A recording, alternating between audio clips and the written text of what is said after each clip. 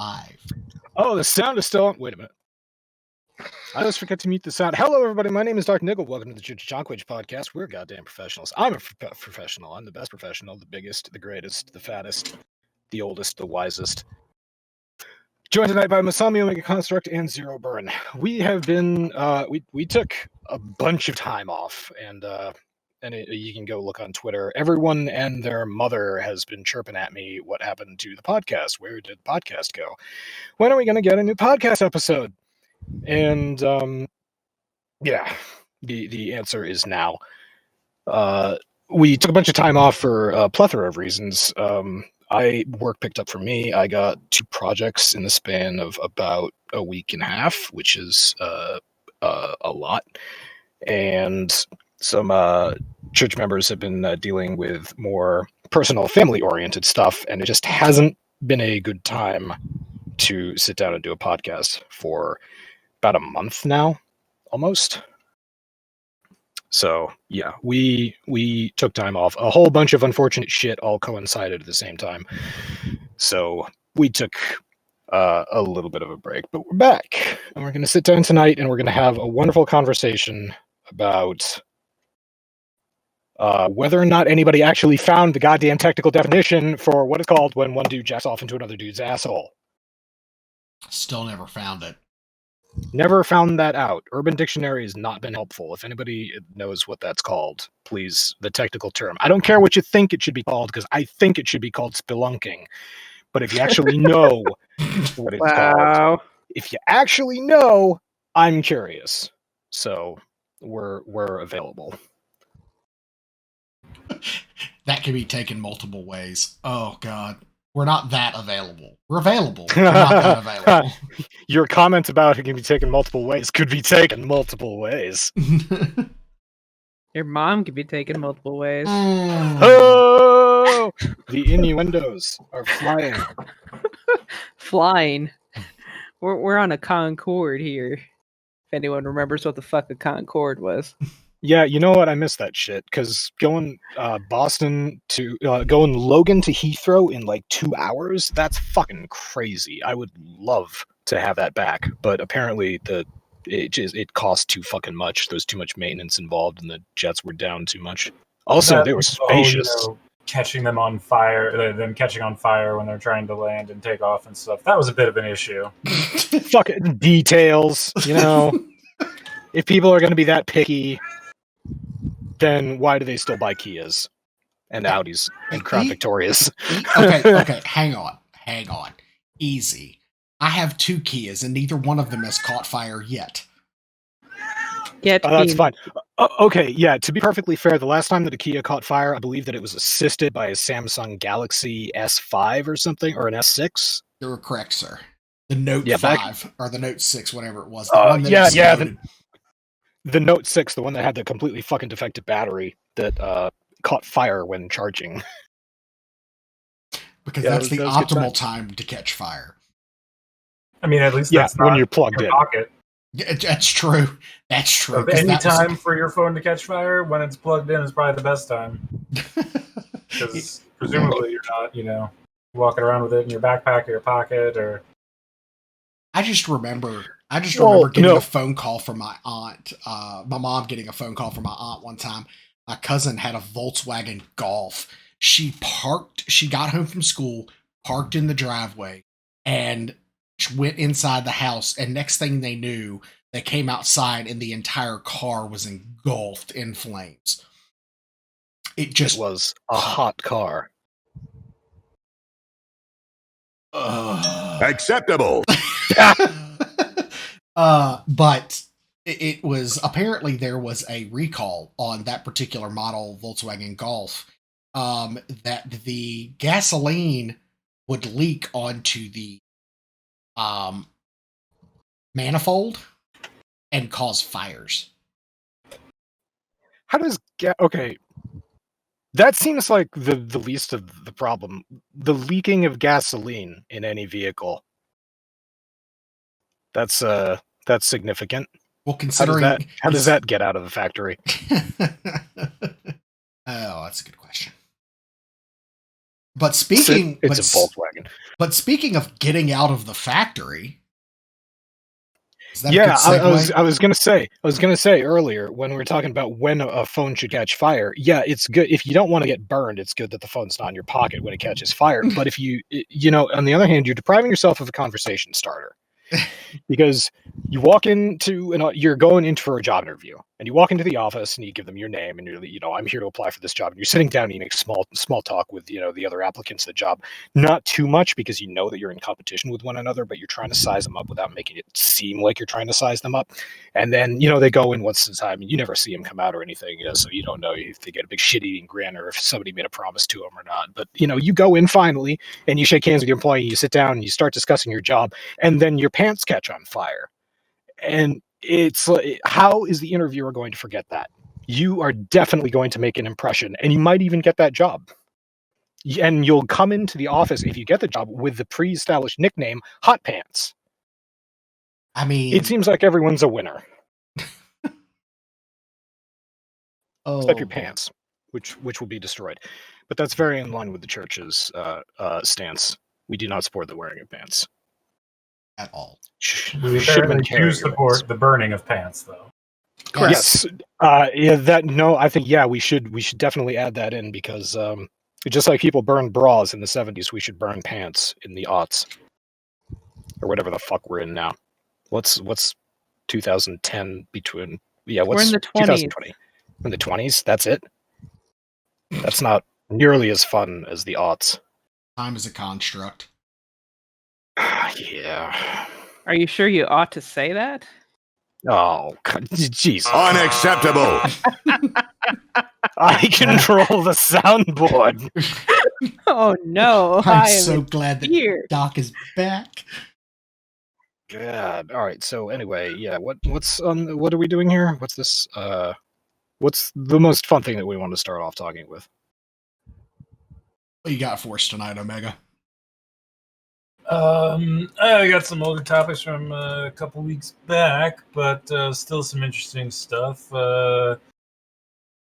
Jeff Kaplan has left Blizzard, leaving Overwatch in new hands. So I actually do have something to say about this, because Jeff Kaplan has been with the company a long time. He has worked on a lot projects, including Warcraft, and it was his mind that brought us the Burning Crusades and Wrath of the Lich King,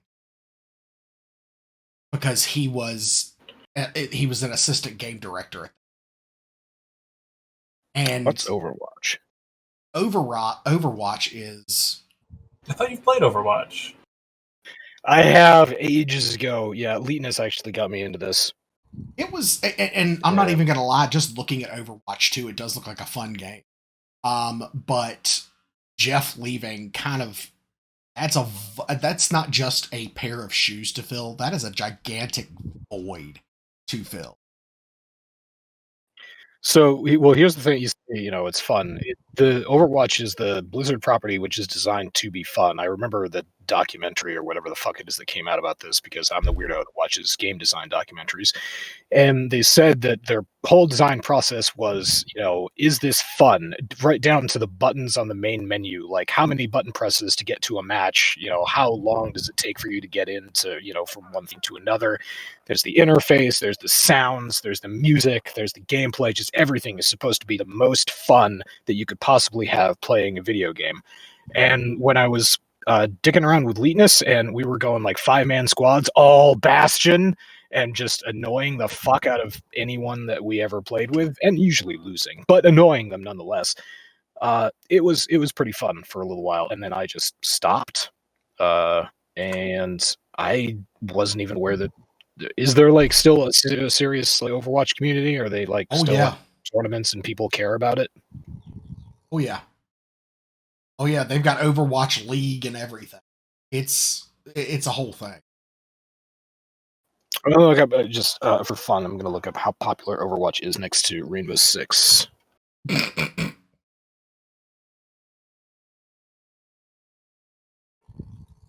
Banter amongst yourselves while I Google shit. So, I mean, and again, Jeff was a huge part of Blizzard. I mean, huge part of Blizzard. I mean, even though he was specifically heading the Overwatch 2 portion of the team, I'm sure he probably had feelers out in other departments as well. He will be sorely missed, I am sure, but something tells me, and I would, if I was a betting man, something tells me he ends up with the company that the original Blizzard founder started. One thing that I find particularly hilarious is that his goodbye note is written in like all lowercase and shit. And when Blizzard reprinted his personal note, they kept all of the terrible grammar and shit, like improper capitalization. It's pretty funny. It's good to know that in leaving the company, he took the time to hastily write something out on his cell phone to send them as a goodbye statement. I made a Chris Metzen meme when he left the company that nobody paid attention to, but it was basically saying, yeah, I left Blizzard. No, actually, it was the anniversary of his leaving. I left Blizzard 1 year ago. They still can't get the shit smell out of the carpet. So people leaving Blizzard this is not the first time, I should say. This is not the first time that somebody has unceremoniously left Blizzard and been like, okay, yeah, bye. Fuck it. I have to go pick up my kid now. And it does look like there are... in March 2021, Tom Clancy's Rainbow Six Siege reached 199.83 thousand, so 109, almost 200,000 concurrent players on Steam. And in the last 30 days, there have been 436,000 concurrent Overwatch players. So yeah, it looks like Overwatch is more popular. There are more people playing Overwatch than there are playing Rainbow Six Siege, is the answer to that question. Da da da da. Next. Mm-hmm. See, that was a brilliant transition. We couldn't have done it without you. Oh yeah, right. Masami, your vibrator's going off again. I know. We should emphasize that behind the vibrator jokes, there is a completely legitimate laptop fan issue. Yes. But it is more funny to say that you left your vibrator going in the drawer again. By the way, Doc, you can go ahead and milk that joke for about 6 months, till I build myself a new computer. I wish I could milk for that long. Acceptable. Wow, dinging yourself. That's the glory of running the soundboard. He can ding himself all night long. Somebody's gotta. Hey-o. Hey-o. Shots fired. Shots fired. So what? I'm saying somebody's gotta dig him. That's not. There's nothing wrong with that. Fair. Though I did miss something at did we lose Doc? We lost Doc. Come back, Doc. You go. There he is. There he is. I have no explanation for why the fuck that happened. We thought you got upset and left us. Okay. There is something that I did miss from the top of our show. And I think it's on everybody's mind. All of our viewers are hundreds upon hundreds of people who will be watching later. Thousands, you mean? Where is the lateness? I'm not doing that shtick anymore. I got bored of it. Okay. I had more. I think I wrote out a couple more, but no, I'm bored of it. I'm done. He's not here. The point is, he's not here. He's not coming on a podcast ever again, and I'm not bitter about it. You are. I'm not crying. You are. Who's cutting onions? He just shows up in Discord randomly playing PoE or asking for a power level in Diablo. How dare he? It's not true. He's never asked for a power level in Diablo. He power leveled me this season. All I'm gonna say is when we have a how dare you moment, we do need the Greta Thunberg. How dare you? We do. Need that. I know exactly. Need that on the soundboard. I know the clip you're talking about. Yeah. So, what do I want to call that? The fuck is that called? When it's the never mind. It doesn't matter. Survival game pioneer Dean Hall is trying to reinvent the game again. What does that mean? So he's apparently, according to this article, it says he has unfinished business with the survival game genre.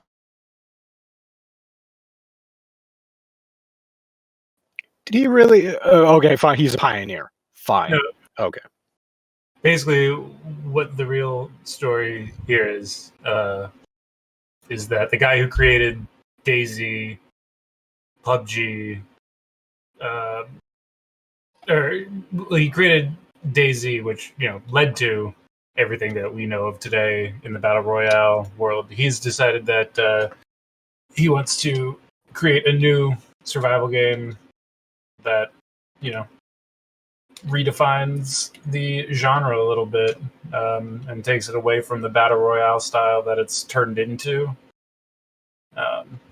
So, I mean, this is a guy with some legit credibility in terms of the creative side of the game design involved in this, but the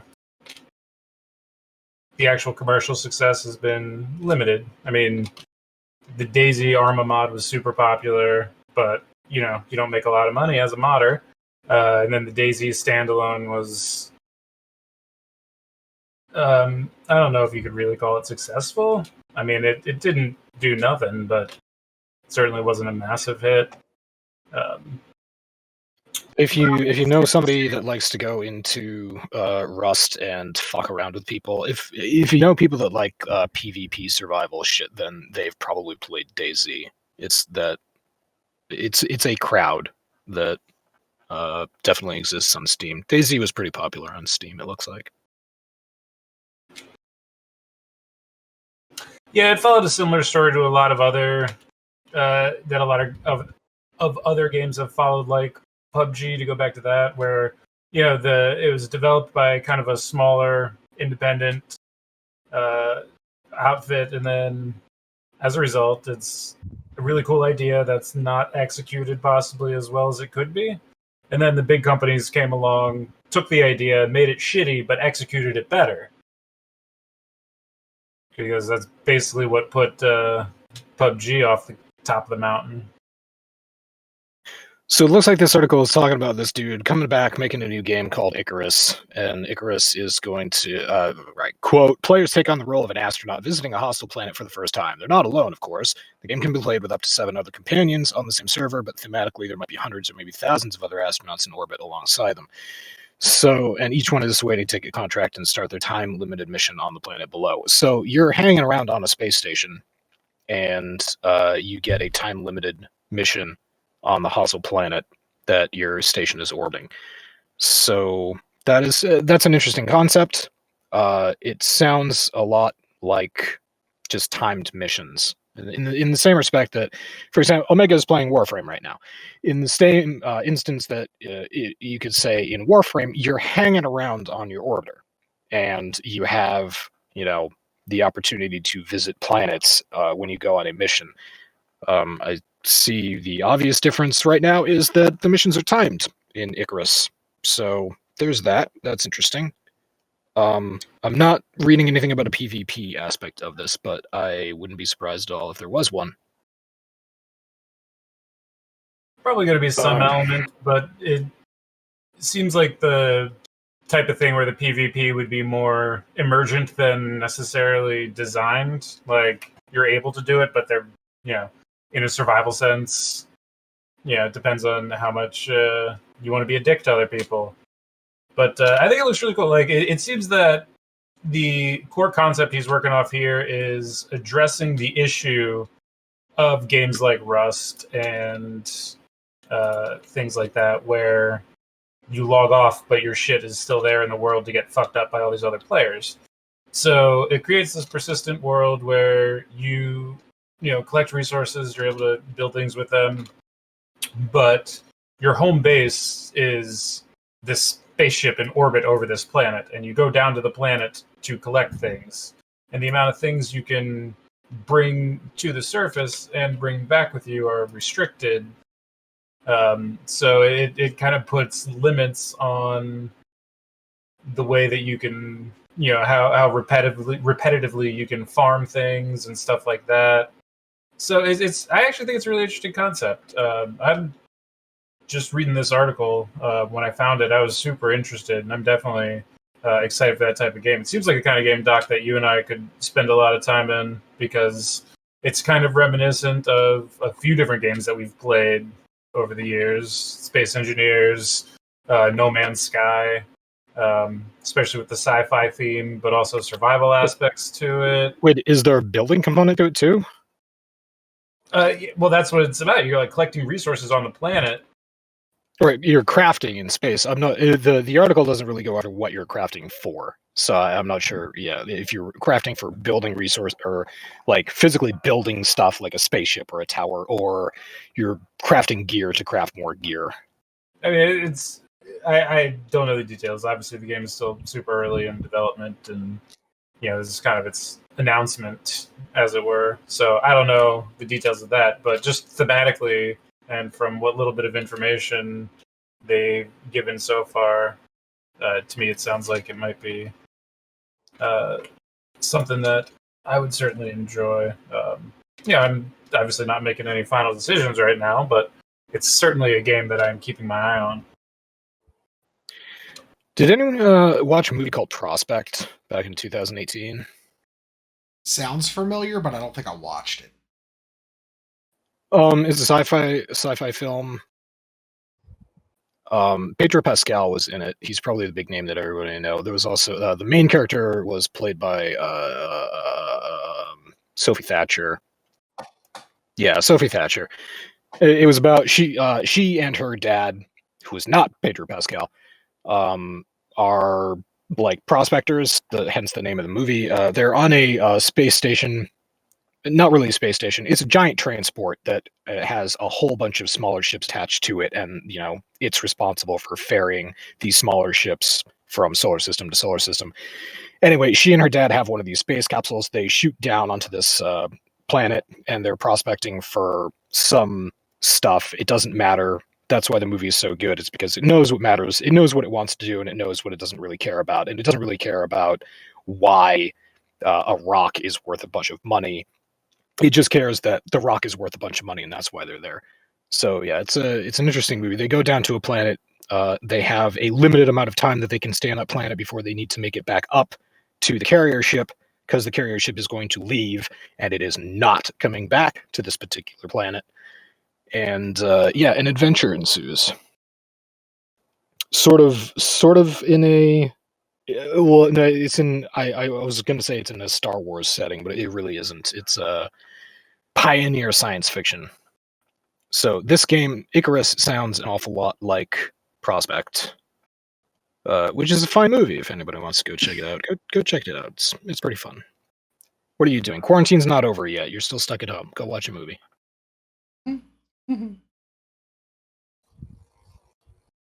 But anyway. What the fuck? Prospect has a 6.3 on IMDb. What is this? What is this bullshit? It wasn't that. It deserves a little bit more than that. It should probably be in the 7s. Clearly, you need to start a campaign and leave a bunch of reviews under various and sundry aliases. I've got the one IMDb account, and that's enough. They told me they'd ban me if I made any more.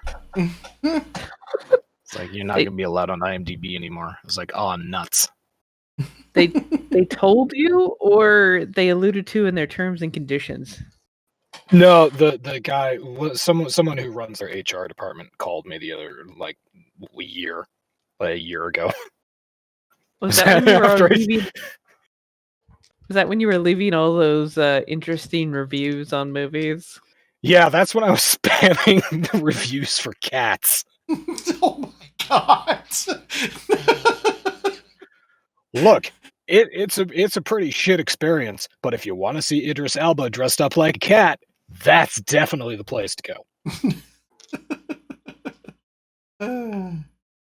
He's a handsome man. Covered in fur, no. He is a handsome man. The only thing I will say, the only thing that concerned me, I haven't seen a whole lot of movies with Sophie Thatcher, I don't think. I'll double check on that right now. The only thing that concerned me was that she kind of had Kristen Stewart face for most of the movie, and I was like, oh, is she not capable of emotion? But then it picked up. It was good. It was good in the end. No, goddamn, she's been in like nothing. How old is she? When did she start? 2018 was Prospect. She was in Tomorrow Man. I haven't seen that. Well, I'm sure her career might have picked up, if Cats had been a better film, or if say there hadn't been a thing that kept people from going to theaters. No, she wasn't in Cats. I gotta see Tomorrow Man though. It's got John Lithgow in it. Mm. That's another handsome man. Anyway, there's a survival game coming out called Icarus. We're probably gonna keep an eye on it, especially if it's available on Steam. I'll go and put it in my newsfeed. Whatever. Epic Games lost almost $181 million in 2019 and $273 million in 2020. Epic Game Store is hemorrhaging money. Oh, I gotta go pick up my free game. Okay, discuss yourself. I'm gonna go contribute to the problem. I wonder why it's talk amongst yourselves. I wonder why it's hemorrhaging money. Yeah, so I've got dozens and dozens of games on my Epic Game Store account, and I haven't purchased a single one of them, and I never will. And you know what? There's actually a good handful of games that I've put some hours into. Like, there have been some decent games to come through there, and yeah, they are hemorrhaging money.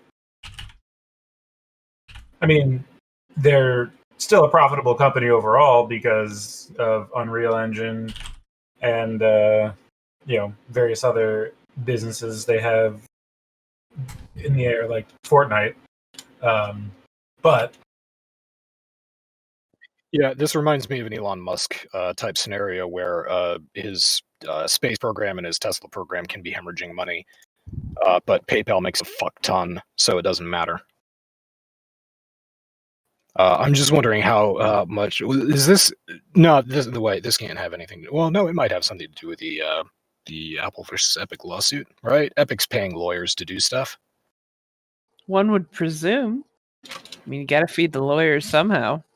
But they're probably not paying the lawyers millions of dollars. I'm just wondering how much Epic, how much of a hit did Epic take when their shit was not allowed on the Apple Store anymore? Nobody knows. That's a tough question to ask because I guarantee you they are not releasing those.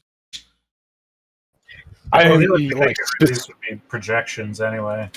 Yeah, right. They're releasing. Yeah, they probably wouldn't release the specifics of how much a lawsuit is costing them because there's no obligation for them to do that at all, even as a publicly traded company. Why does Epic want me to log in again? I just had to do the same thing for the free game of Alien Isolation, which is a great game. I actually bought it on Steam a while back. This is now the second time, mind you, that Alien Isolation has been available for free on Epic. Makes me wonder what kind of deal that is with the developers to make a game free. Like, does the developer have to agree to give the game away, or is Epic just eating it and paying the developers for every copy claimed by users? That would be something interesting to find out.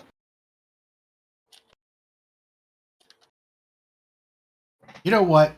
I know that the Epic store, the Epic higher ups, the CEOs, CFOs, watch this show. Maybe not live, but after the fact. We want an interview. We want the exclusive. We here at the Church of Chonkwij want to know. So, all right, I'm gonna anytime. Yeah, I'm gonna send him a tweet. Yeah, if you don't mind. I mean, because apparently that's how you get things done nowadays. It's Twitter. Swear to God, anytime like I actually have an issue or I'm curious about an internet outage, I just tweet my internet company during their personnel hours, which is usually not 3 a.m. at night. But if it's sometime during the actual business day, fastest fucking response time ever. Oh, you totally okay? Yeah. At Tim Sweeney Epic. Yeah, he totally follows me. All right, so I'll tweet him. Is he following you because he likes you, or is he following you because he's trying to keep tabs on you to make sure you're not fucking shit up? Who could say? You know, I was gonna pick the lesser of two evils, but actually, I like the sound of both of those. So I was gonna say, why not both? Nah, I'm sure he's a sweetheart. So yeah, what are we curious about? Is Epic eating the cost of free games? How does free games work? Does the developer get paid? I mean, maybe that's why they're losing so much goddamn money is because, they agree to pay the developer for each download. Well, here's the crazy thing. On all of these Epic exclusives, they are paying the developers for X amount of copies, regardless of how much it sells. And then if they exceed that amount, they'll make more money as well. That's part of the deal. So, like, Epic is fronting a lot of money to developers for these exclusive deals. So it makes me wonder, because again, like, I can't imagine there's any developer out there who would be willing to, like, give away their game for free for, like, nothing in return. And there's the not over the Epic Store exposure and blah blah blah blah blah blah. Because there have been a handful of indie releases that have come out through peer-to-peer. They'll release their game for free over a BitTorrent network or a BitTorrent tracker, and they will do that for exposure. Or they'll do it because they really want people to know the name of the studio, or because they think they've created a great game and they don't mind. But through an actual store like Epic or Steam or some shit like that, yeah, no, I don't. I mean, Steam would just Steam would never permit that. They'd be like, no, we have to make money off this. Well, I will say, using our platform, pay us. A lot of the games that Epic is releasing are for free, are very old. Like, some of them are recent.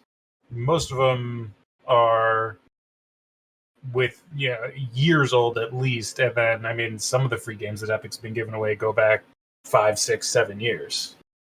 So, for games like that, if I'm a developer and, Epic comes to me and says, hey, this game that you're not making any money off of anymore anyway, do you want to give it away for free and maybe get some buzz going around your studio, whatever? Yeah, sure. Because you actually notice one thing that's interesting about Epic, when you go to claim your free game, and I imagine it's the same when you purchase any game because the checkout window is the same, the checkout screen is the same, there's a little checkbox there.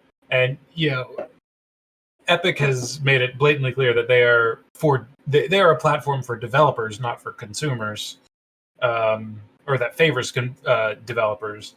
Well, most websites there's a little checkbox that's like, click here to get our newsletters, and we'll alert you of other products. Well, every time you buy a game, that checkbox on the Epic Game Store says to get alerts from this developer, from this studio.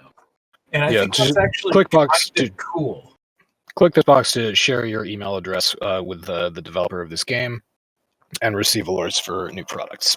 So I think that's So that's kind of a little thing that Epic does to bolster their whole like we're here for developers argument.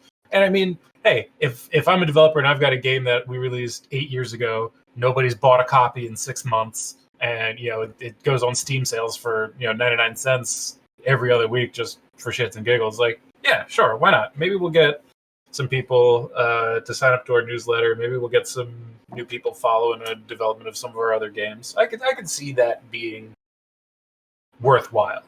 But again, to go back to a game like Alien Isolation, I mean that game isn't new, but it's let's see, when was Alien Isolation? It's about 5 years old. Oh, even older. It's 6 years old, almost 7. Damn. Wow. So yeah. God damn, I can't believe that game is that old already. Holy shit. yeah, we're old. Yeah. So yeah, what was this? Anyway, yeah, Epic is hemorrhaging money, but they're not doing badly. They're still making a profit. Even if they did meow. Oh, that's a cat. That's an adorable kitty. And he knows it. Alien Isolation is currently $40 on Steam, and the season pass is another $20. What's the season pass in? There's a season pass for Alien Isolation? What has become... I mean, the game was put out by Sega, so... Well, there's a bunch of, like, expansions. Apparently I have all of them. That's I mean, yeah, Zero, you do this. Sega. I remember the 90s one. It's like, Sega! Yeah. That was a good one. I think That they was only good, put yeah. that I one. was- I think they only put that version in like 2 games, and I think they were fighting games. I see. I never had a Sega platform. I never had consoles when I was a kid. Period. So I was always just watching the commercials on TV and being like, "Oh, that looks interesting," and then I would finish, I don't know, jacking off or whatever, and go play SimCity. I never That had was- any Sega equipment. I had a friend in elementary school who had a Game Gear. Well, I had Game Boy, and it was like, oh my god, it's color and light, and you don't gotta see it in the dark. It was so cool. You don't Yeah, have to wait to I, make your moves in game when you're in the car every third street light. Yeah, dude, those days. Oh my Pause God, it yeah. between streetlights with the Game Boy. Hell yeah.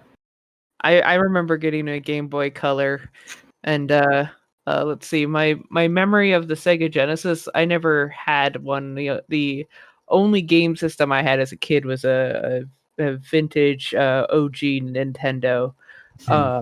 So my favorite thing to do when my mom went to Target was I would go, "Hey mom, let's go to electronics. I'm just gonna stand there and play the Sega console. Come and get me when you're done." Yep. That was the best part about going to Best Buy back in the day. I will tell you what, I actually I went into GameStop the other 2 things. 1, good for them. Good for them. 2, they actually have the arcade, or the arcade 1-up cabinets set up in the store now to where you can actually test play them. Which I have fully decided that when my wife and I get a house, that whatever area is turned into my man cave, I will have all of the 1-up arcades. All of the cabinets. Nerd! Says the man who is on a gaming news podcast. Oh, you know what else? I've been playing Honey Pop 2. Like, oh God. a lot. I was waiting for this. So yeah, update 1.5 came. This is going to be my brief aside. Update 1.5 of Honey Pop came out, and they added Steam achievements. So I definitely grabbed it, and I've been working my way through it. And I think I got like 7 more achievements to go. Well, aren't you So an it's good. overachiever? It's a good puzzle game. I unironically enjoy it as a match 3 puzzle game. Huh. But yeah, no, that and the fact that GameStop is now selling computer components is awesome. They've finally decided to get away from actual just console selling computers. PC components, rather. Still no graphics cards, though. Yeah. I'm sure that'll. I mean, good luck to them. More power, all the rest of that. People building PCs and encouraging that market and whatever. But Jesus Christ, does anyone actually remember shop? I was going to bring up Newegg and being like, you're never going to beat an online service. It's the Amazon of computer parts. Is Newegg? Does anybody actually remember another website called Tiger Direct? Yeah. Is the last time I was on there, it was sad. It was like going to a mall that was in the middle of closing, and I felt badly for them. But I remember when Newegg and Tiger Direct were in competition, Newegg clearly came out on top. That was a long ass time ago. Yeah, we're old. Anyway, Honey Pop 2 is out. Go check it out on Steam. It's $20. It's worth it. You definitely put at least 20 hours into it, so that's $1 an hour. I consider that pretty good value. I will definitely not be doing that.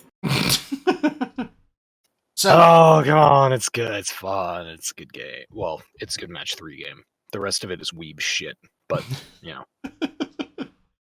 So what's this thing I'm seeing about there being bans going on for Twitch? What's this? Oh, you mean the the new policy that Twitch came up with is they will ban people for conduct off their platform, which off the bat sounds completely fucking ridiculous. Who are they to blah blah blah, all those arguments.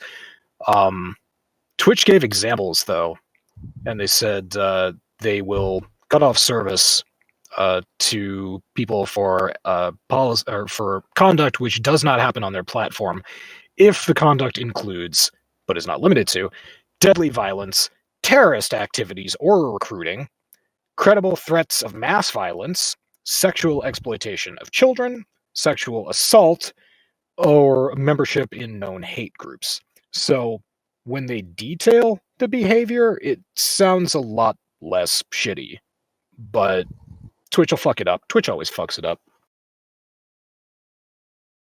Well, and you're right, they will. Something will happen. Somebody will get banned who shouldn't have gotten banned because they're going to be trolling and seeing if they can get banned, and then banned. And of course, it will be that person's fault because you don't push the line. I was going to say, I mean, we push.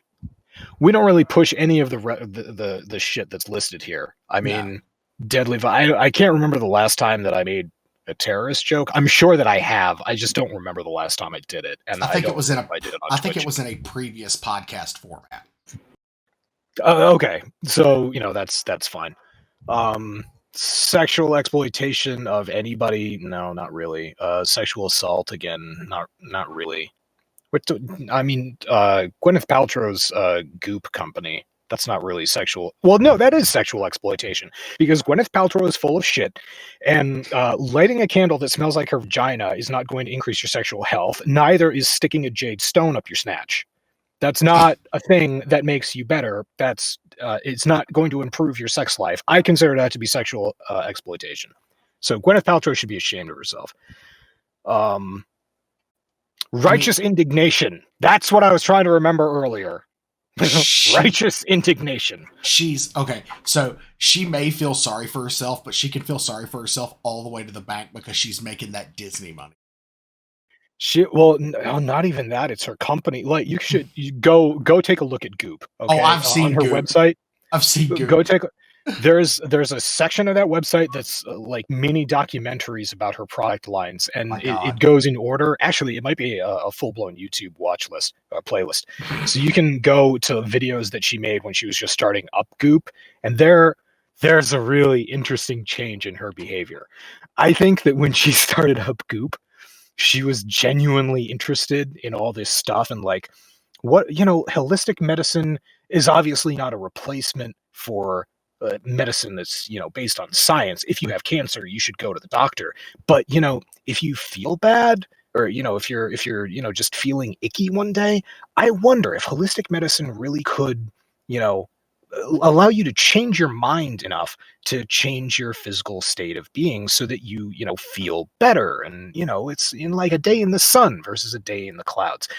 And that attitude slowly morphed into, oh my God, look at the stupid people buying this shit that actually believe all of this. I don't know if I really want to do this anymore, but I have so much power. I don't think I want to get rid of the power. So I'm just going to buy into even more of this. And it is a descent. Go check out the documentaries. Maybe I'm anthropomorphizing, or I'm assigning her my own feelings, but I think that there's been an attitude change over the years. So, okay, tying that whole thing and the change in attitude to being more about holistic medicine and things like that. So I'm going to bring this up because this is actual real life news that was dropped just a couple days ago. There was an entire family in Florida that was indicted for selling toxic bleach as a fake miracle cure for COVID-19 and other diseases, and for violating court orders.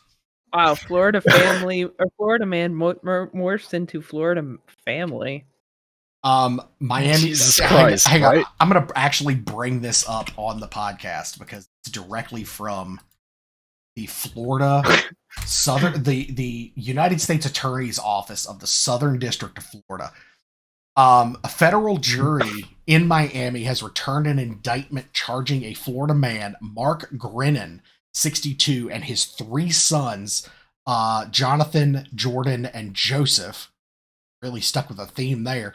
34, 26, and 32 of fraudulently marketing and selling miracle mineral solution, a toxic industrial bleach as a cure for COVID-19, cancer, Alzheimer's, diabetes, autism, malaria, hepatitis, Parkinson's, herpes, HIV and AIDS, and other serious medical conditions, and with defying federal court orders to stop. But you done know that the president, and I mean the real president, told us that the COVID could be cured by the injection of bleach. So, okay. And he is a bona fide genius. So, just to kind of speak on this, I have been a fan of a particular anti-pseudoscience individual on YouTube named Jeff Holiday for quite some time. And he has been talking about this miracle mineral solution or miracle mineral supplement for years and trying to get it stopped. And when I heard this, I was driving and had to pull over because I was laughing so hard that somebody finally got busted. And this guy actually created a church, the Genesis 2 Church of Health and Healing, and said in an interview that that the church was just a mask to keep him from going to jail. Interesting. Oh, okay, all right. I'm looking this up right now. Jeff Holiday was the guy who went on Dr. Phil for chili juice. Yes. I thoroughly enjoy Jeff Holiday. He's an amazing individual. I hate Dr. Phil, but I did enjoy the episode where he went on and basically, if anybody doesn't know what jelly juice is, it's basically salt water with soap in it. And this insane lady claimed that drinking jelly juice will just make you better in every way. You'll lose weight. You'll feel better. It will cure multiple sclerosis. It will do all these wonderful things. And she went on Dr. Phil, and this guy's just like, it's salt. It's heavily concentrated salt water with stuff in it that you shouldn't be drinking a lot of. If anybody's losing weight, it's because they're dehydrated. And if you drink this, it's the same as drinking seawater, basically, for an extended period of time. this is dangerous. You're going to hurt people. And lo and behold, jelly juice did hurt people. So that's what that whole thing was about. That was 2018. Jesus, that was it seems like it was yesterday or a lot longer than that. But he actually did an entire series that I suggest everybody go and watch called A Song of Salt and Poo. Great. Because Jillian, because Jillian Epperly literally called her fan following a poop cult, that they are a poop cult. And if I'm lying, I'm crying. If you go and watch the series, there are receipts to back that up. So I'll subscribe to that newsletter. That sounds relatively interesting. that sounds like a newsletter you should have already been following. Oh, I'm not that into scat porn.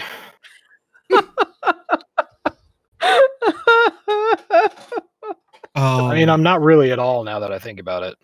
It's more of a fascination. So why? I just imagine Doc being the guy that has the chart of what your poop should look like up in his bathroom. I had one in college. Omega can attest to this. I had one in college. Good call. It wasn't what your poop should look like. It was all the different kinds of poops that you could take. Nice. Same difference.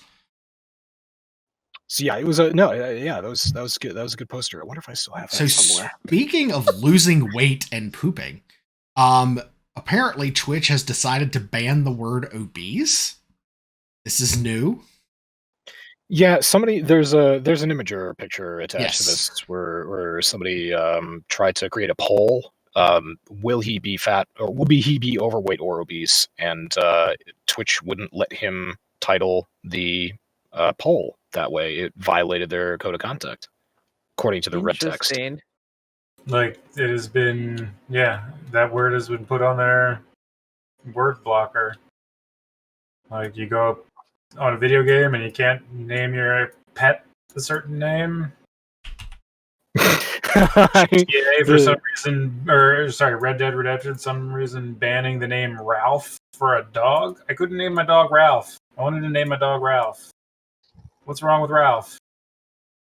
RALPH? Yes. Like a pretty standard, normal, common name. Like, that's just an actual name.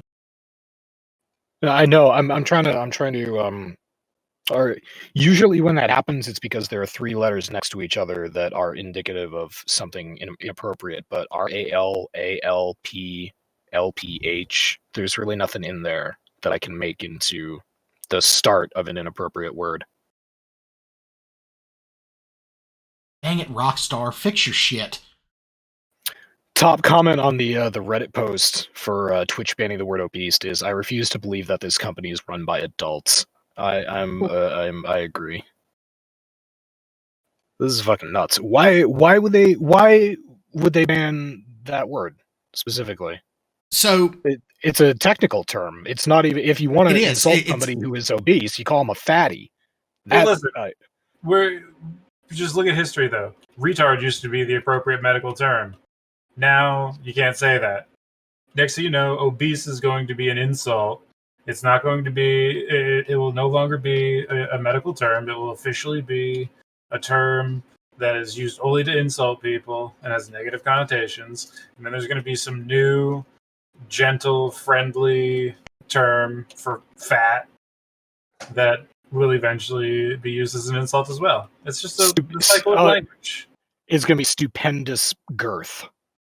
It's just start calling people that are fat people who have stupendous girth. Wait, does that mean I could literally walk around in public now and say I'm girthy? Yes, absolutely. Yes! You can ask women, and it will be appropriate, do you appreciate a man with stupendous girth? Masami, do you appreciate a man with stupendous girth? Yes, in both contexts. And a girl. God damn it, Masami, be more butthurt. Well, you haven't seen Cozen, so... No, I have. First of all, he has a lovely picture on Podbean, So I have seen his gorgeous face, Okay, good. but that's about it. He's got shoulders you could rack yourself on. Let me put it that way. Yeah, do you have any dick pics flying around? If he wants to send me dick pics, he can send me dick pics. He's got my phone number. God. Oh my god. Oh. Let's solicit that. That's fine. Uh. Put him right next to. So Lucas's. yeah, I just and also, oh god. And by the way, what's funny is the person who is in this video right here, the OTK shirt, is actually somebody who is part of Asmongold's group of friends, direct group of friends, because that is they have not released any merchandise with that OTK logo, and that is definitely one of Asmongold's friends. So I mean, yeah, okay, all right. Saying that they're individuals of a certain size, that I mean that tracks. I mean, Asmongold individuals of a certain size. I mean, I could buy that. I would buy that as the new PC term for obesity, but it's so like, there's a person in the room who's 3 foot tall, and you're saying that they're a person of a certain size, and they turn to you like, "You calling me fat?" Like, how do you? There's no winner in that scenario. No, there's not. And it's one of those things. I would rather somebody call me, and I'm not even joking, because I'm 5'7.5", and yes, I do put the half in there simply because I'm fucking short.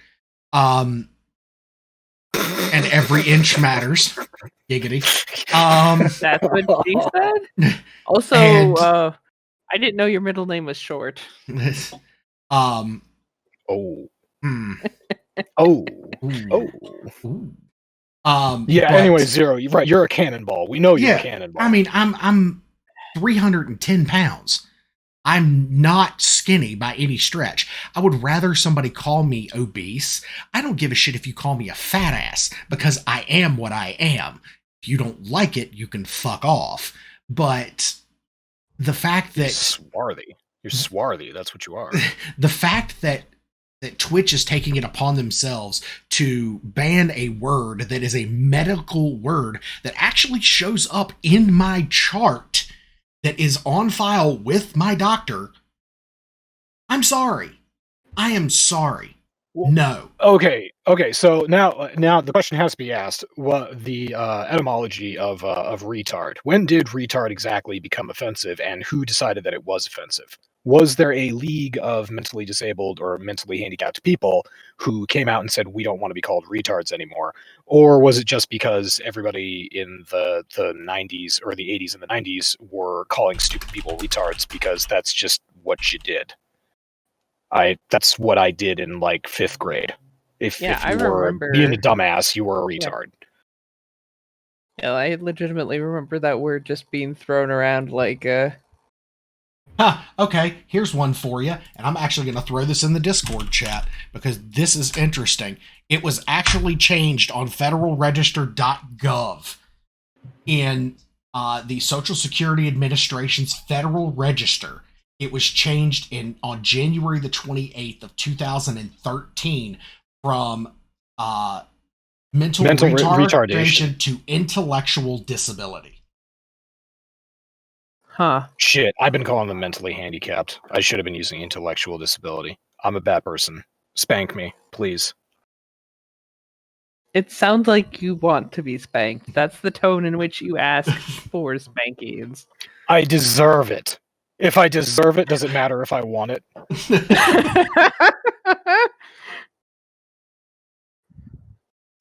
So that is interesting. Yeah, thank you. That is federalregister.gov. So this is an official government document which states exactly when it was changed. Yeah. So, what year? January 28th, 2013. Yep. I'm surprised it was that late, quite honestly. But yeah, government's always behind. So I'm sure it was probably before that. But even the word itself, the word itself does not mean anything negative. It's all in how you're taking it. It's all in how the individual you're speaking with takes that word. Because the word the meaning of to retard is to slow down. So, all right. Or to be late. Yeah, this thing doesn't. Okay, it just says advocates for individuals with intellectual disability have rightfully asserted that the term mental retardation has negative connotations, has become offensive to many people, and often results in misunderstandings about the nature of the disorder and those who have it. So, arguing a lack of specificity, I could see that, but I still want. If this was a group that was arguing, I want to know the specific groups. So I'm continuing to read through this. Yeah, so and also it comes down to, other languages use similar, there have been other people who have pointed out that, slow, late, things like that is there are ways that it is said in other languages that, and the way that it's directed can be considered derogatory. But I think it's the French who use the word retard. It's French and Italian. Yeah. The term has roots in the Romantic languages, and it is still used. Retard is used in music all the time. It means slow down here. You pronounce it retard. And every musician ever in elementary school had that day where the band director told them what it was, and they all giggled, and the band teacher was like, "Okay, get it out now, and just get used to it." And then that was pretty much it. So the organizations that advocated for changing the term were the ARC. I've never heard of that. The Consortium for Citizens with Disabilities. I do know them. The National Disability Rights Network. Everybody knows them or should know them. American Association on Intellectual and Development Disabilities, and the National Association of State Directors of Special Education. So it was a multi-pronged effort. So I'm getting the picture here that retard got changed. Mental retardation got changed because the vernacular of the word changed. The English language is replete with examples like this, where people start using a word in a different context, and so the word takes on a new meaning. And by 2013, it finally reached the point where even the government couldn't put it off anymore and said, okay, the word has changed enough. It's now an offensive term because most people are using it as an offensive term, so we're going to change the medical definition. So I haven't noticed any of that with the word obese.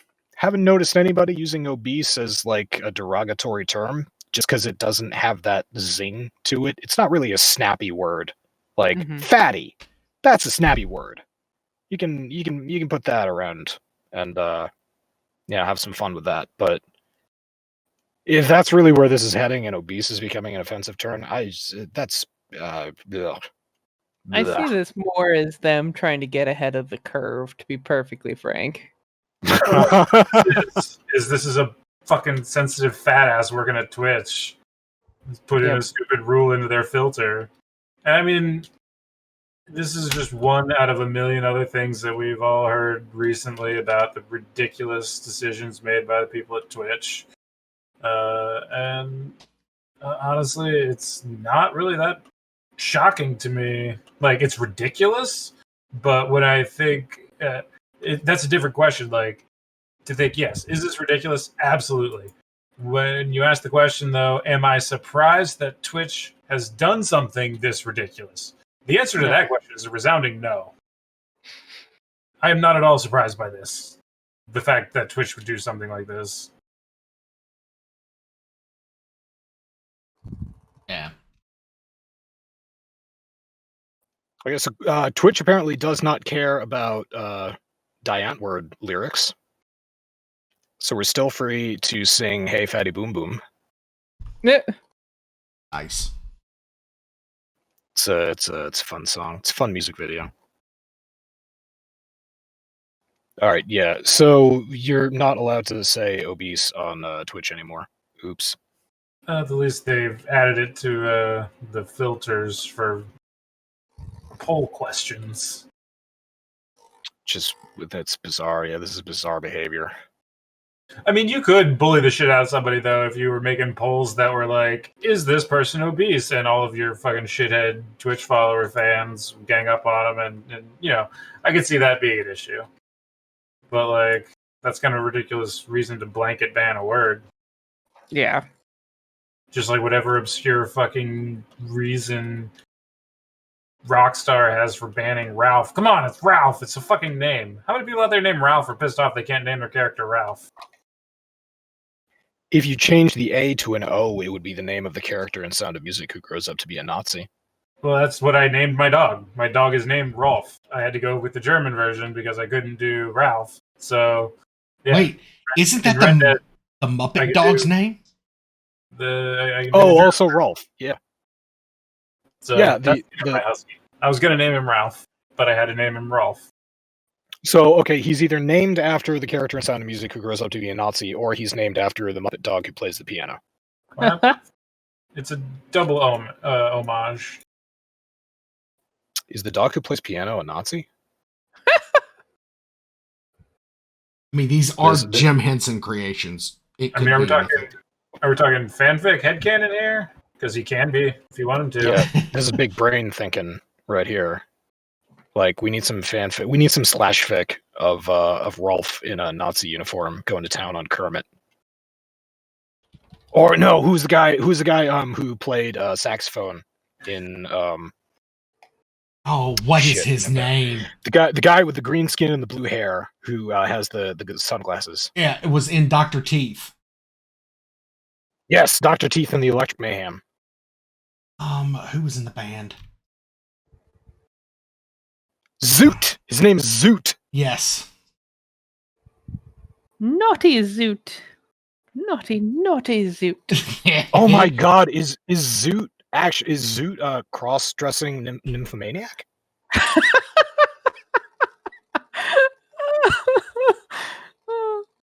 Why isn't there more Muppet slash fic?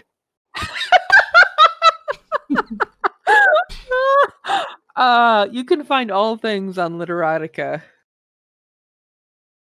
Fanfiction.net. No, that's fanfiction. That's not okay. What was the site, Masami? Literotica.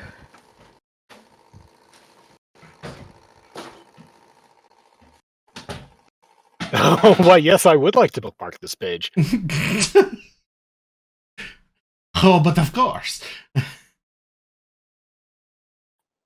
God damn. All right. Well, I know what I'm going to be reading in the bathroom for the next week and a half.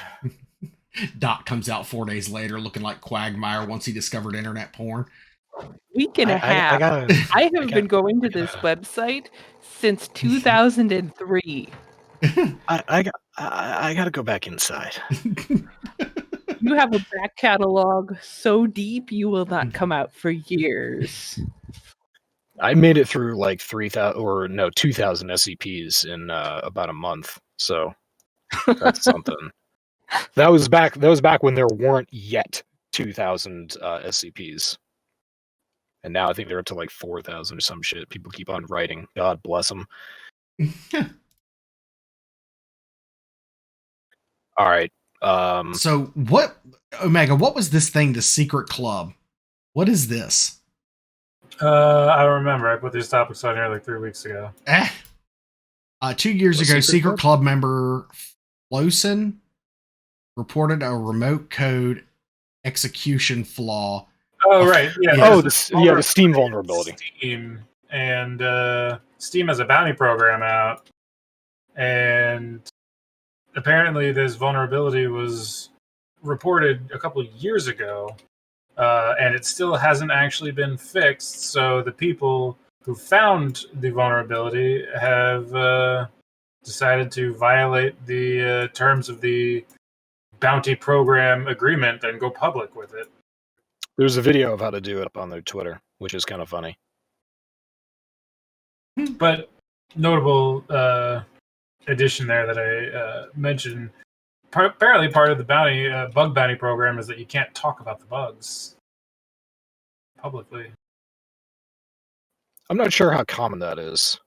I know the part of the Microsoft bug bounty program.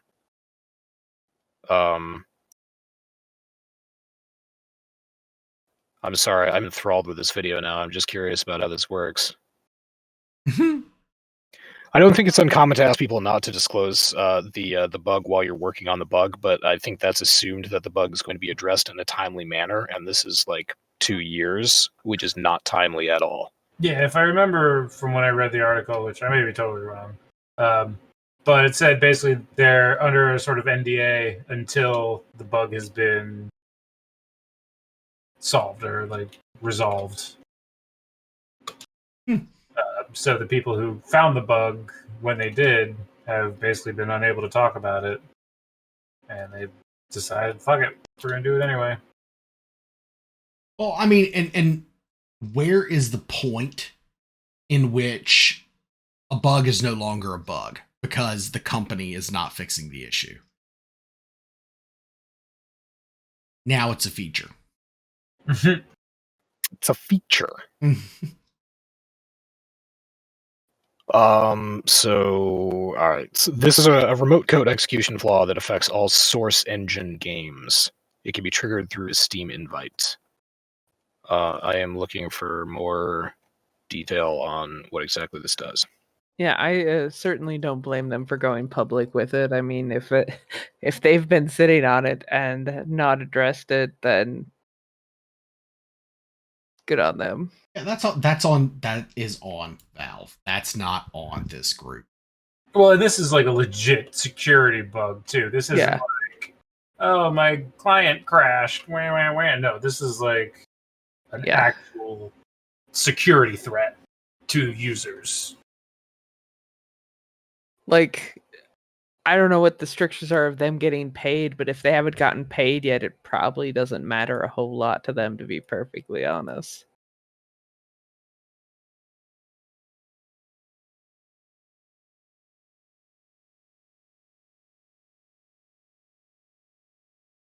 Goddamn. All right. Well,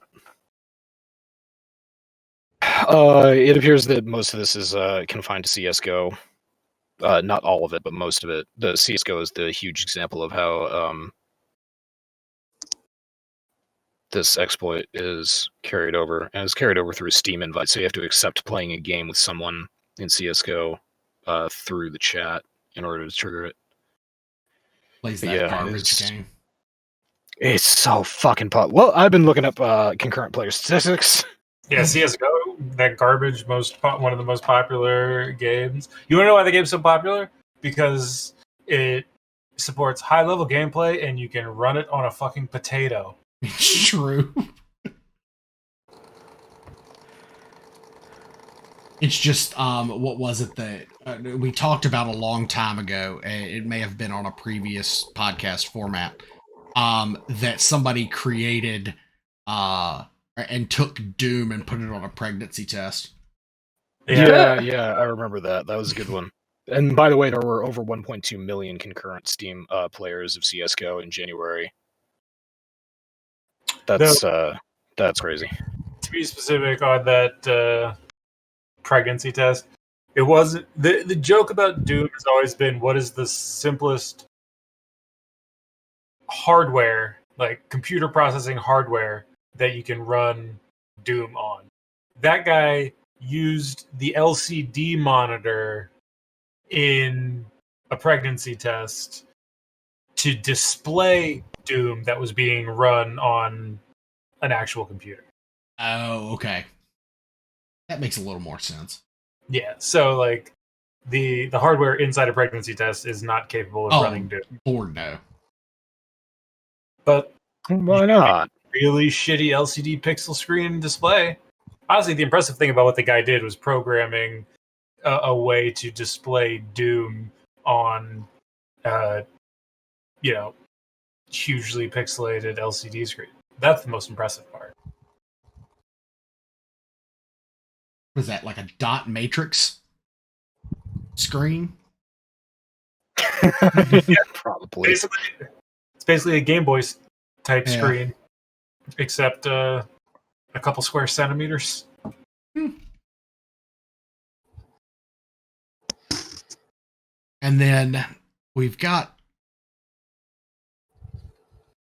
I skipped right to COD players getting banned. That interests me because there was a whole kerfuffle about this. A kerfuffle? Yeah, Call of Duty Black Ops Cold War has a zombie mode in it for anybody who plays COD. I don't. And I don't think anybody here does. So, Activision... I don't go fishing that often. I've dabbled. It's a COD joke. You know what? Acceptable. Activision banned a whole bunch of people, apparently for reaching high levels in the zombie mode of Black Ops, and there were tweets about this. And gamers with a lot of clout or a lot of publicity started calling Activision on their bullshit because they claimed that the anti-cheat software was permabanning people just because they were reaching like super high levels, or they had a disconnect on their client side, or they tried to reconnect to a game that they were in, and you know, all the rest of that. They basically tried to say that the anti-cheat software was banning people for no reason. So that was the whole thing. And then Treyarch community manager. Treyarch is the game that is responsible for COD and some of the anti-cheat stuff across whatever, blah, blah. Community manager Torres reasserted, when was this? 2 weeks ago, that zombie bans for Black Ops Cold War players are not mistakes. This isn't the anti-cheat software banning people arbitrarily. This isn't a bug. This is not an error. These are actually people who are cheating. So there's this back and forth, I guess, in this community, which is kind of interesting to me, between the devs saying this isn't a bug, these people are cheating, and all of the people coming back saying, no, you!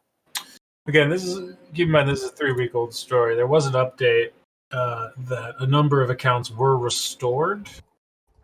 And in a post on the Call of Duty subreddit, Treyarch's community chief said that all the account enforcements were reviewed, and where appropriate, accounts believed to be operating in good faith were restored.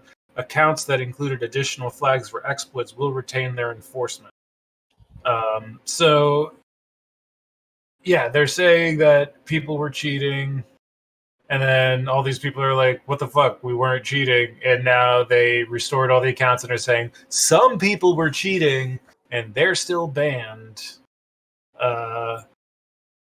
But a lot of people are kind of upset because some time ago, a week ago when the whole thing first started, or weeks ago when the whole thing first started, Treyarch put out a statement saying that all infractions undergo a thorough review process by the security team before any enforcement is handed down. So if they are going through a review process with the security team before any enforcement is handed down, how did you have this massive spate of false bans? Like, either way, Treyarch is shitty. Like, in multiple ways at this way. They're shitty because they banned a bunch of people for no reason. They're shitty again because they then lied when they said that all bans get a thorough review by a security team before the person is banned. And now they're being shitty and saying that it wasn't a mistake, but we've restored it all anyway because, like, what the fuck? I'm looking at their Twitter and their Reddit responses, which is, again, yeah, this is April 7th. So this is a while ago, but yeah, their official stance was, I guess players were reaching like wave 50 in zombies, and then if they were seeing disconnect messages with the error code SAIL630, and the official stance on the SAIL630 bug was, we are aware that some players are seeing the SAIL630 nuclear bug message and are unable to connect while seeing a ban message. The ban message is not a product of disconnect errors. And yeah, they detailed this. They dug themselves in pretty deep on this. So, trying to save face. Fuckers. But yeah, I don't know very many people in the COD community. I know one person in the COD community who is not a total dick, and the rest of them are total dicks.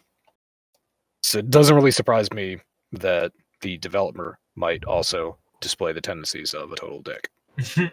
I can honestly tell you, I'm right in the same box that you're in, Doc, when it comes to that. I know one person who's not a dick, and he's a family member. So it's like I'm kind of jaded or see him through rose-colored lenses because he's my cousin. So I also say, I mean, I know one COD player, and he's a wicked good COD player. There's no mistake in that. But I know him for playing EVE Online, which is another community that's, it's got people in it that are not great. Yeah, fuck that community. That's an interesting. EVE Online is an interesting place. Not something that I'm ever going to get into because Jesus Christ, that's just it's got to be like the original offline game, the original idle game. Mm-hmm. Because you're like sitting there, your character is sitting there in a tank, like gaining experience while you're off, like living real life. And then every now and again, you sit down for 6 hours so that you can travel from one solar system to another solar system and do a thing, and then go back to a space station. It's like, okay, all right. There's excitement in there somewhere, I'm sure. I mean, if you really want to, you can go mining and read a book at the same goddamn time. That's the thing. I mean, I do enjoy watching, some YouTube or some TV while I play a video game, like relaxing and all the rest of that. But yeah, I don't know. EVE Online. It's on Steam, everybody. Go pick it up. Who gives a shit? Who's posting in Pornhub? Oh, hey, Zero. What's your cat name? Dickface. Oh, yeah, that's a cute kitty. That kitty's got penis on its face. Not a real one. It's a silhouette of a penis, you fuckers. So what's it mean when that cat puts its face in another cat's butt? That's love. That's called love. But what's love got to do with it? Oh, Jesus Christ. Stop quoting songs from when was that? Late 90s? Yeah. Oh God, no! The other one that I had running around in my head. This goes back to yesterday when we were playing D&D. The other song I had running around my head, I know Zero had one running around his head, and I was occasionally quoting Hootie and the Blowfish and Dave Matthews Band because memes. But the other one was, I forget who sang this, the "I Love You Always Forever" song. Oh God! I love you always forever, you red fire. Together. I don't know who sang that, but Jesus Christ, got stuck in my head for like 3 hours. Donna Lewis. I know her from exactly nothing but that song. Yep, nope, Donna Lewis. The name of the song is literally "I Love You Always Forever." It's easy to remember. It's catchy. It's easy to remember. That's why it sticks in my head 20 years after the fact. Especially that breakdown section. That's powerful shit. If I were going to make a music video out of that, I would have like a whole bunch of like really sweet anime in the beginning of it, and then that breakdown section would switch to hardcore hentai. Tentacles everywhere. Oh God. There was, oh my God, I saw a meme. It was somebody had taken Marvel versus Capcom, and they voiced over Psylocke fighting the tentacle monster from whatever that's from. And she was like, "So are you gonna molest me?" And he's like, "No, I don't do that. And even if I did do that, it would be with another tentacle monster, not a human." So you're speciest? I have to find the meme. I'll have to find the video and then share it. I could see that going back and forth. That's a pretty good premise. But come on, let's face it here. We all know a tentacle monster, and tentacle monsters are interested in nothing but the poon, the human poon. I don't know. Name me one hentai movie, Masami, that has a tentacle monster going at it with another tentacle monster. Honestly, I have not watched that much hentai. Like Bible Black is the extent of what I got for you. I know we're on the podcast and you don't want to talk about it, but you're the hentai expert here and everybody knows it. Get Kosen in here.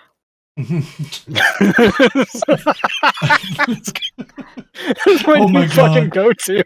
Nice. Get Kosen in here so we can gang up on you. Oh my god. Sorry. If he appears and he is summoned like a demon in the night, I will die. The boys need you to talk about tentacle porn. Why? That's his response. Really? Talk about tentacle porn? Why don't you? Be more specific, Masami. We want him to talk about the extent of your knowledge of tentacle porn. They want you to testify about my lack of knowledge about tentacle porn. Lies. That's not what he said. Wait, you have lack of knowledge on tentacle porn? Yeah, Oh, that's okay. right. Yeah, you've never seen like La Blue Girl or anything like that? No, I haven't. Oh, He just like straight bust her, and that is amazing. just a second. You're fine. They were mostly curious on if there's a tentacle porn out there that features tentacle monster on tentacle monster action. No, there's not. You can tell I just love that he knows. He has seen all of the tentacle porn. He can say, without a doubt, that there is no tentacle on tentacle monster action. We need to have a contest to see if my live action porn library is larger or smaller than his hentai tentacle porn library. I don't think that exists, but his knowledge thereof might be the size of which you might think. Oh, good lord. Well, I know what the thumbnail is going to be. Something that gets us views because we said something about porn? We've been talking on and off about sex acts, but yeah, now we have like a solid porn topic that we can discuss here, and that's tentacle hentai and what all the different varieties of tentacle hentai. You know, the other one that I've never really seen is medieval tentacle hentai, when you have like, especially dudes who are dressed up, you know, big knights with shining armor and everything, and they're here to fight this tentacle monster, and then, oh no, the fight doesn't go so well. Now his tentacle's up my butt. What do I do? Oh, I kind of like it. Maybe I don't have to kill the monster and we can be friends. Sounds like you've thought about that. I haven't, but now that I'm spitballing, I'm thinking that I should write a script and send it to somebody. There's got to be somebody. There has to be someone that follows me on Twitter who publishes tentacle hentai. Oh my goodness. Just make sure whatever you do that you get paid handsomely for this. Oh yeah, no, I mean, it's a script. I'll get a couple $1,000s out of it. That'll be fine. While we're waiting for more tentacle hentai stuff, we can talk about Hot Wheels. Hot Wheels Unleashed.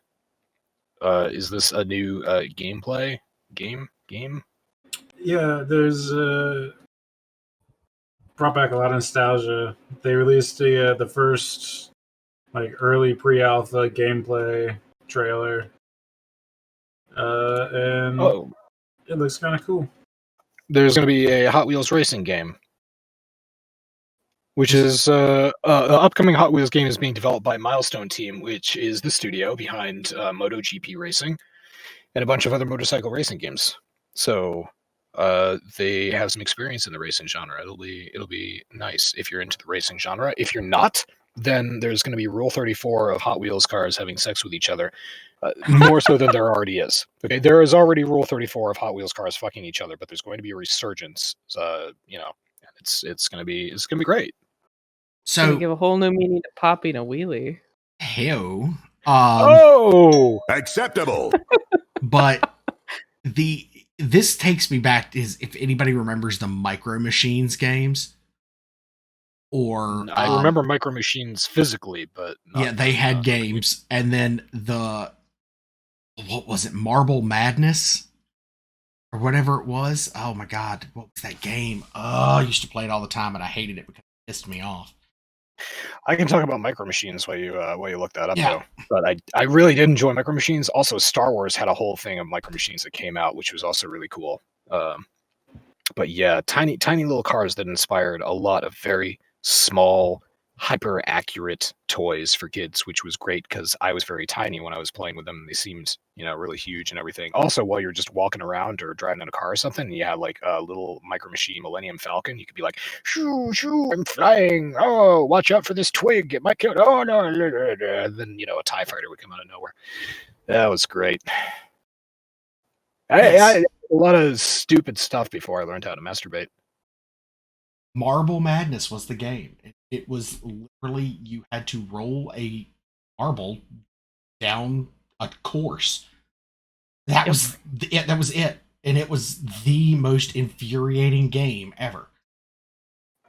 Oh yeah, wasn't there a Nintendo version of this too? Yes, with Kirby.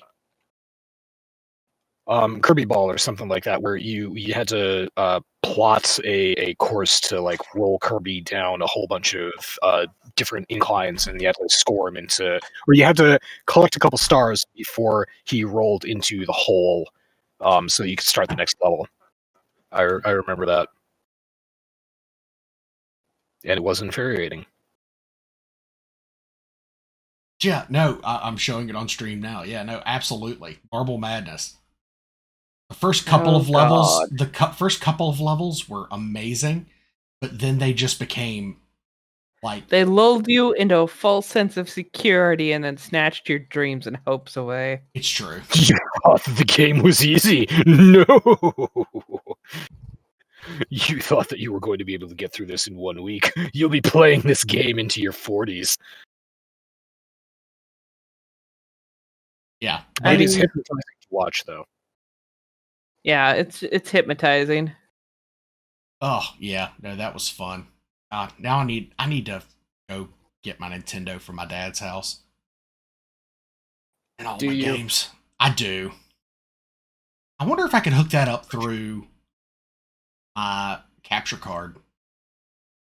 Sarah, remember your blood pressure. All right, I deserve that. I deserve that. He's under pressure. He's gonna rage in the middle of a stream. He's gonna be like stuck on a level. He's just gonna lose it.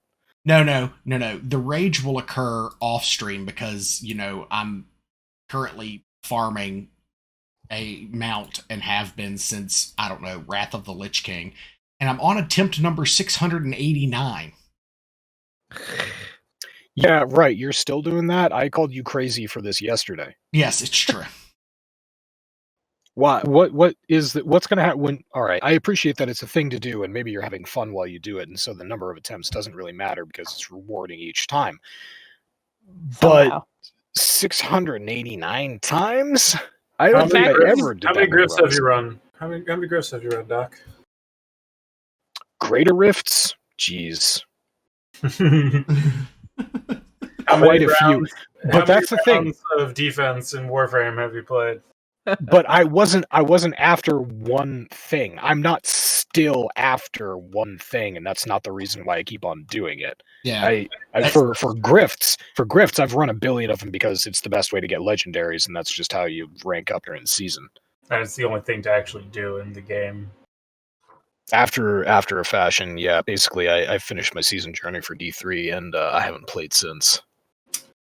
It was like, yeah, don't care. It was really fucking discouraging too because last season I got a banging whatever it is. I got a bow, and it wasn't as good as my off-season bow, and I was bummed when I found out.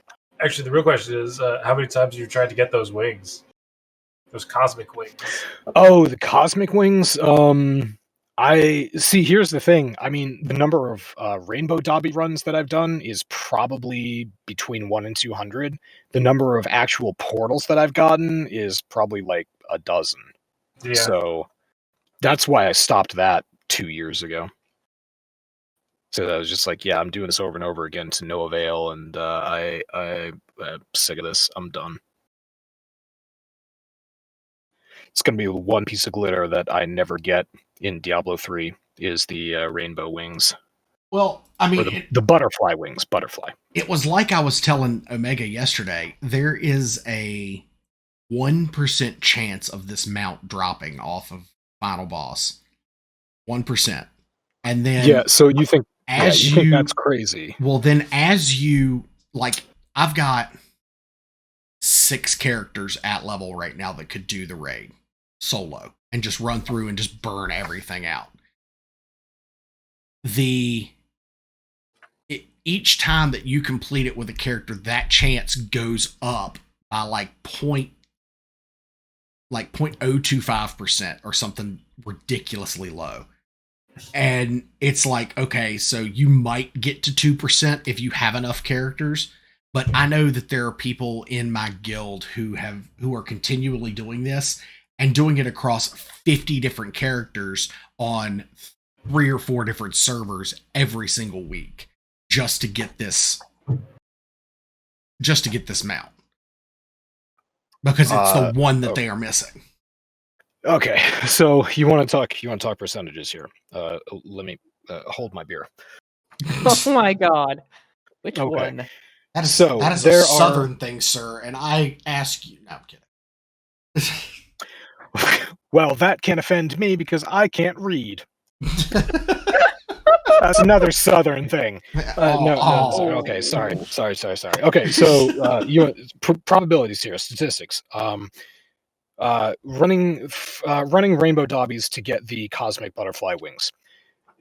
There is a 25% chance on 3 maps across all 5 acts of Diablo. There's a 25% chance on 3 maps that at least one dobby will spawn. So there you have a 25% chance of finding a dobby on these 3 maps. Of those dobbies, there is a 1 in 8. I think there are 8 different types of dobbies. 1 in 8 chance that dobby will be a rainbow dobby.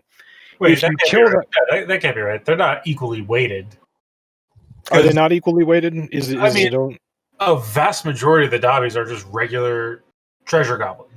They just drop some crap and you pick up a bunch of yellow blues. I remember this. And then there's the next level up, which is the malevolent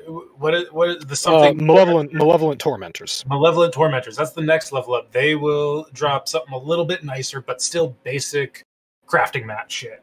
And the next common is the gem dobby, the Elizabeth Taylor dobbies. Then there's the gold dobbies that just drop a shit ton of gold. The odious collectors and the menagerists. Well, then there's the menagerists and the gelatinous is you're right, the gelatinous, and then the menagerist, and then at the end of the rarity. Then there's the 2 that you hardly ever see, which is the menagerist, which I've come across maybe 5, 10 of them. And then there's the rainbow dobbies, which I've come across 4 or 5 times.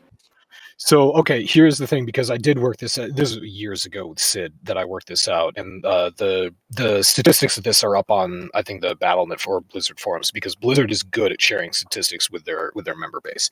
So, 25% chance that a dobby is going to be on this specific map. Of that 25% chance, there is a 2% chance that it will be a rainbow dobby. When you kill that rainbow dobby, it's guaranteed that it will open up a rainbow rift, so you can eliminate the RNG for that. In that rainbow rift, there is a 2% chance that the enemy that drops the wings will be there. It's a boss. And of that 2% chance, if that guy shows up, there is another 2% chance on top of that the wings will actually drop. So you're looking at something that's way, way smaller than a 1% chance to get these the wings on the run. God. So that's the kind of... Yeah, it's basically 0. Yeah, that's basically 0. That's like, wow. So the response to this, which was obviously completely, rational, was that people created entire clans. Oh, blood dobbies are the other one. Yeah, people created entire clans that are devoted to looking for rainbow dobbies in single-player games. When they find a rainbow dobby, they hit escape, and they say... Okay, they open it up into clan chat, and they're like, okay, I've got a rainbow dobby. My game is paused. I need 3 people to join me. And first 3 volunteers to get there. Boom, boom, boom, rapid invites. Unpause your game. Troll that dobby a little bit until they can load into your game. Then kill the dobby, and then you all go through the rainbow rift. That's like the whole point of a bunch of rainbow communities. And it's it's fucking, it works. People get those wings, but it's a whole thing. That's like a whole ordeal that I don't need to deal with that. There were times when I would be playing. I think it happened once or twice, Doc, where I was playing and I came across one, and I just sat right out of range of it, and I sent you a message, and I just waited, and I was like, I just kept pinging you and being like, come here, come here, come here, come here, come here, come here, come here, Rainbow Dobby, and eventually you show up, and then we would do it. God, that's insane. Yeah. Blizzard, if nothing else, Blizzard does know how to create scarcity in their games to keep doing content. And You don't say. I've often wondered about that because there is scarcity in Warframe as well, but it seems like Diablo is more replayable, and I can't decide whether or not it's builds like multi-shot Demon Hunter where you can just wipe out a map, or if it's like builds like with Spin to Win Barb or Tal's Wizard where it's just pretty lights. It's so pretty just going around. I don't understand what it is that keeps me coming back to D3 specifically, but I think it's the pretty lights and the ability to click a button and kill everything on the map. Yeah. oh yeah. I mean, you don't get to do it in real life, so it's sure as fuck awesome to do it in a game. I mean, I don't get to be a space ninja and eviscerate Grenier in real life either, but yeah, point taken. Well, Warframe very much lets you do the click a button and kill everything on the map thing as well. Yeah. At low levels, yeah. Oh, okay, so that's the thing. The hardest of T16, the hardest difficulty in Diablo, I can still one-shot the map. So there's that. And then you get into greater rifts, and that's where it's infinite scaling. That's like, going into these old raids. The whole reason I'm doing it is because I'm not a raid progression person. I don't have the time, and because I like to do other things when my guild is going into these heroic raids and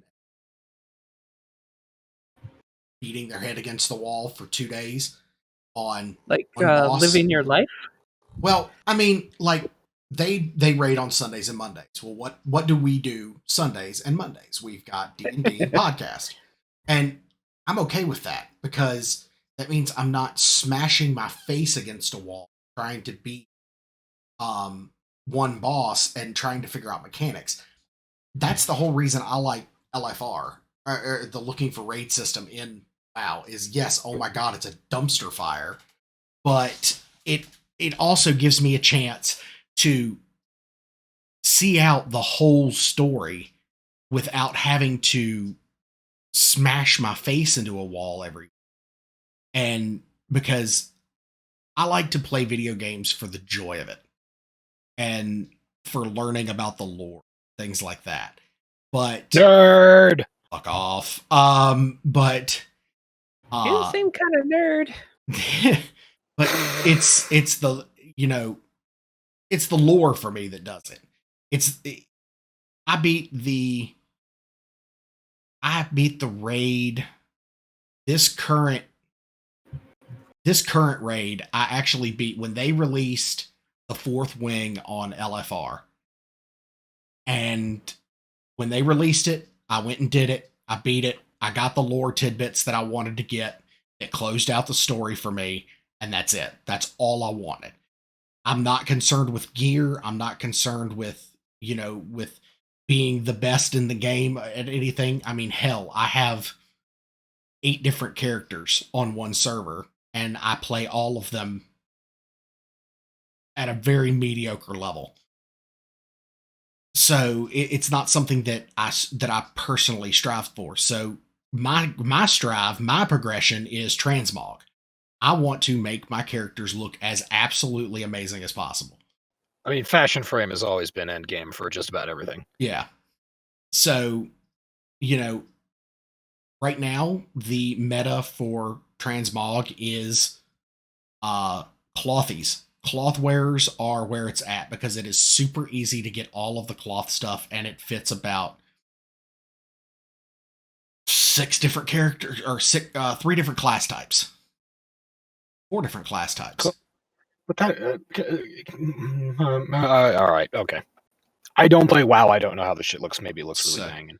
Oh no, there's want- some that I mean are just like absolutely amazing. Let's see here. Look at my immaculate robes. I was about to say I don't want to watch one of my Warframes running around in like a cloth bikini, but maybe I would.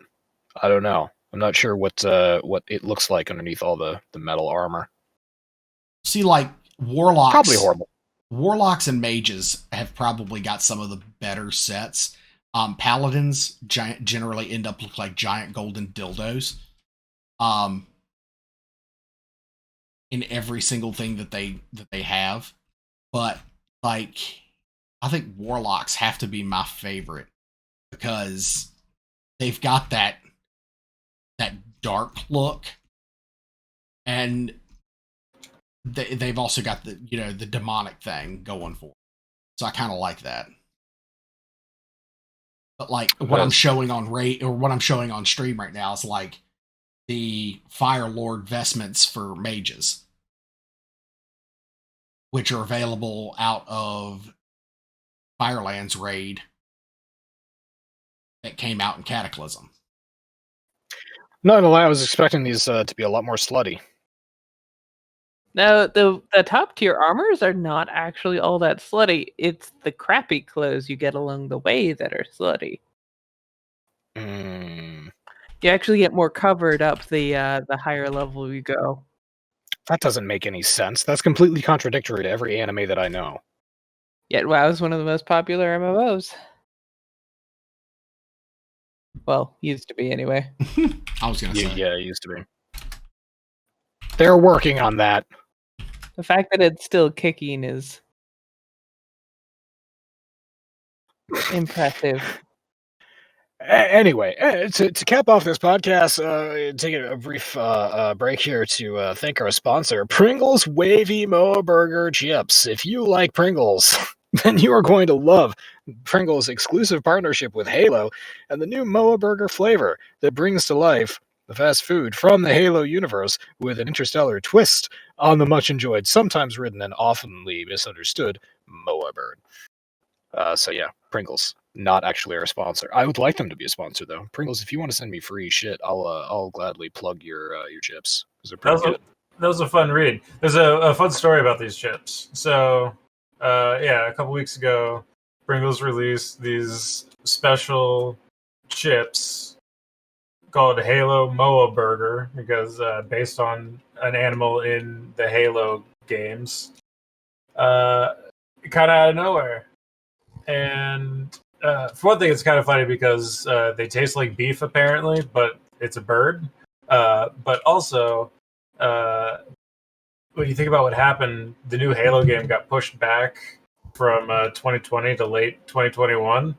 But they must have already had this deal in place with Pringles. So Pringles was like making a fuck ton of these chips. So I think Pringles just had these chips in their fucking warehouses and were like, we gotta get rid of these fucking chips. So they just decided to release the chips randomly now. This is fun. I would buy these. I would try these because they've got chili pepper. The slight heat from chili pepper and red pepper. So I would these would be a chip that I would enjoy. I might check this out. Why? What's with the burger though? Okay, so the picture has the chip, the Pringles chip, which I believe comes in the can, and also a burger, like a quadruple stacked burger that looks pretty good. What's with the burger? Where can I get a burger like that? Well, that's the fictitious Moa burger from the Halo universe. Right, but they didn't make a real one of those? I'm almost 100% positive you could probably go to Five Guys and get that exact burger made. I mean, Probably. You think Five Guys would do that? If you pay them enough money, they will keep stacking meat. That is what they do at Five Guys. That statement could apply to anyone in this room. I couldn't stack much. I'm just saying. It just... Yeah. You think we got to start you off at the double stack and then we sort of ease you into the triple and then, maybe a year from now when your body can take it, we go to the quadruple stack? Yeah, oh yeah. Work your way into it. That's fine. But we would have to work I would have to work into that because there would have to be a stint put in between triple and quadruple. No, I understand. I had to work myself into the thickest sounding rod that I had to. I'll talk about tentacle hentai again. Where's Kosen, damn it? I don't know. I'm guessing his match actually went long, so he might actually be getting somewhere. Oh yeah, he's playing Apex. All right, good for him. Anyway, yeah, that'll about do it for Church of Chonkwij podcast. Thank you everybody for joining us. Sorry we took so much time off. We might be on a more stable schedule now, but I don't know. If we're not, I'll start releasing little sound bits from the post shows. Because even though Twitch, we really shouldn't be broadcasting those on Twitch, they are still recorded. So nice. There's that. I'm glad to know that I'm always being recorded by more than one entity. There is, but you can usually tell because especially on Sundays, a bot comes into the room and says, "Now recording." He's such a posh twat. I'm just saying. He's gentlemanly. He announces himself. All right, so that'll do it for us. Thanks everybody for joining us. We'll see you around, and here's Zara to take you out. Thank you for everybody for joining. I know it's been a pretty long hiatus for me. Speaking, personally, it's been a pretty long hiatus for me. A lot of stuff going on personally. Won't be getting back to a normal schedule, but as long as there is breath to be breathed into these podcasts, we will be streaming them right here. So join us back if you want to keep up with what's going on with me. You can always follow me on Twitch, or by going to the Church of Chonkwij the Church of Chonkwij Twitter channel and seeing what we have available there. I can't speak tonight, everybody, so Twitcher! Go to Twitcher! Yes. The Twitcher Season 2 is coming out on Netflix. Hey, good night, everybody. It's like Breaking Bad, but Geralt is he's addicted to meth. Penis!